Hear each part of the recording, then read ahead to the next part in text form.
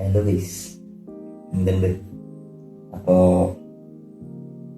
നിങ്ങളൊക്കെ ഇപ്പോൾ വിചാരിക്കുന്നുണ്ടാവും എന്താണ് ഈവനിങ് കണ്ടതും കേട്ടതൊക്കെ എടുത്ത് സ്റ്റോറി ഇടാൻ തുടങ്ങുന്നത്.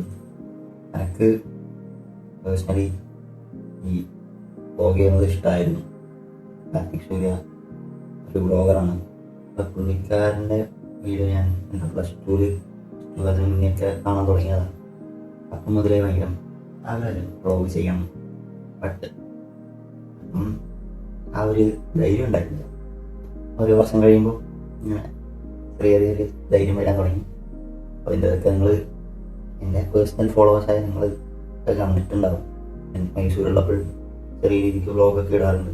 നാട്ടിൽ തെയ്യത്തിന് വന്ന സമയത്തും വ്ളോഗ് ഇട്ടായിരുന്നു.